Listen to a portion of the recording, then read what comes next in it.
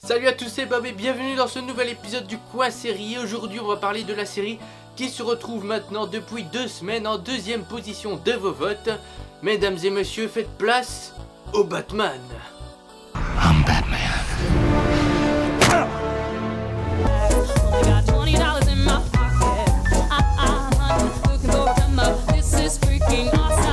Alors avant toute chose, j'avais réalisé il y a de ça quelques semaines une vidéo présentant 5 séries Marvel et DC dans laquelle j'avais placé Gotham en numéro 4 juste après Agents of S.H.I.E.L.D.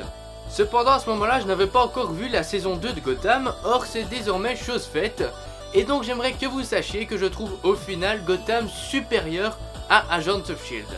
Voilà, je tenais simplement à le préciser. Donc, Gotham est une série créée en 2014 par monsieur Bruno Heller, également créateur des séries The Mentalist et Rome. Elle compte à ce jour 2 saisons de 22 épisodes chacune et est une adaptation qui s'inspire assez ouvertement de l'univers du célèbre Batman. Alors qui s'inspire ouvertement pourquoi ? Eh bien tout simplement parce qu'elle ne respecte pas vraiment les comics, du moins je ne pense pas. Mais de toute façon le contraire aurait été je pense beaucoup trop compliqué, voire même impossible étant donné l'étendue de ce vaste univers. Mais la particularité de cette série ne se trouve pas dans le fait qu'elle s'inspire ouvertement des comics, mais plutôt dans le fait que le personnage principal n'est pour une fois pas Batman. En effet, le parti pris de Gotham était de faire passer un des personnages secondaires de ce vaste univers en tant que personnage principal, j'ai nommé le célèbre Jim Gordon. Tandis que Batman, encore ici un jeune Bruce Wayne, se retrouve personnage secondaire de la série. Ce parti pris était donc assez intéressant et inédit et se retrouve au final réellement efficace. Comme on peut le deviner, la série suit bien évidemment les aventures de Jim Gordon, ou plutôt les enquêtes de Jim Gordon, en tant que nouveau flic à travers la célèbre ville de Gotham. Et d'ailleurs parlons-en de cette ville de Gotham. Quelle magnifique tradition, elle est à mes yeux magnifiquement représentée.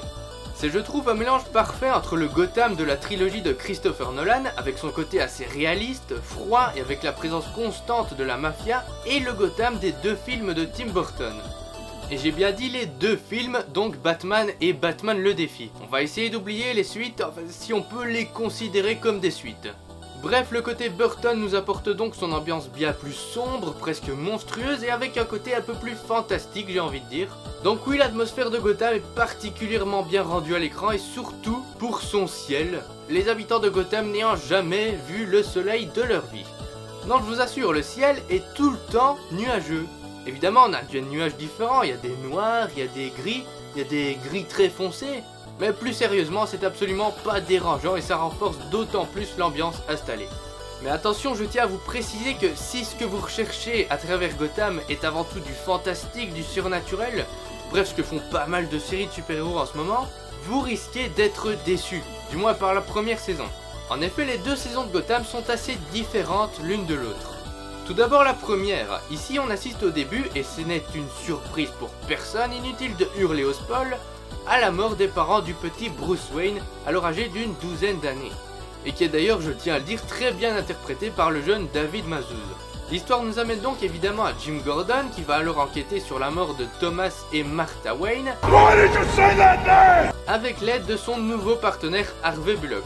Cette enquête va le conduire au fin fond de Gotham et à le mêler à toutes les mafias de la ville, notamment du côté de Falcon et Maroni qu'on a déjà pu voir dans la trilogie de Nolan pour ne citer que. Cette première saison est donc bien plus centrée série policière qu'autre chose, mais c'est une sacrément bonne série policière.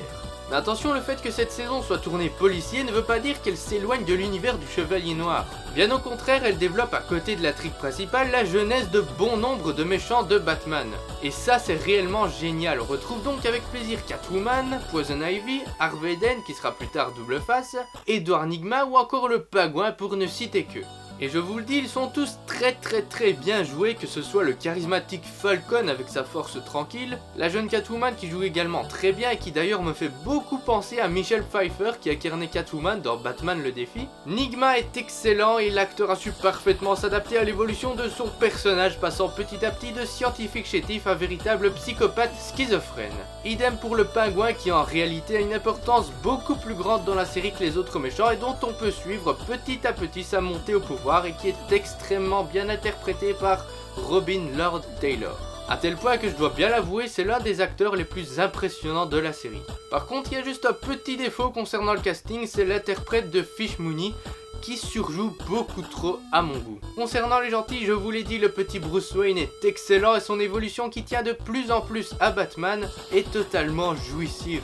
Alfred est absolument génial avec un certain charisme qu'on n'a pas l'habitude de voir, parce qu'ici Alfred, il sait se battre et plutôt bien d'ailleurs. Et enfin le duo Jim Gordon-Harvey Bullock fonctionne très bien et sont interprétés par Ben McKenzie, qui avait auparavant prêté sa voix à Bruce Wayne dans Batman Year One, et Donald Locke qu'on a déjà pu voir dans la série Vikings. Ils sont tous les deux aussi charismatiques et efficaces, mais j'aimerais prendre quelques secondes pour vous montrer le talent d'acting de Ben McKenzie, qui je dois bien l'avouer me fait parfois mourir de rire.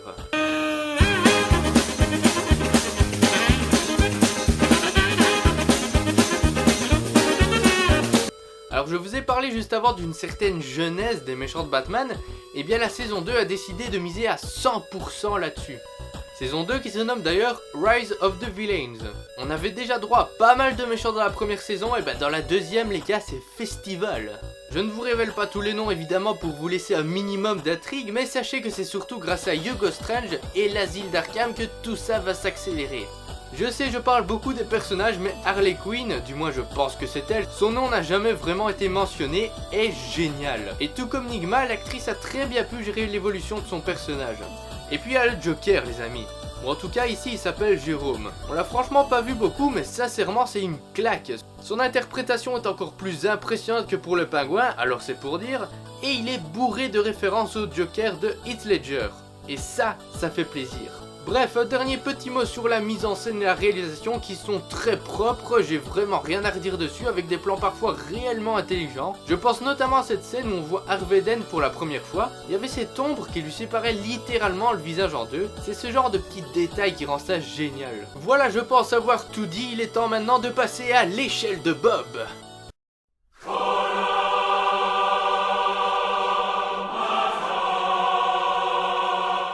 Du coup Gotham, tu auras ta place juste en dessous de Daredevil, Game of Thrones et Sherlock.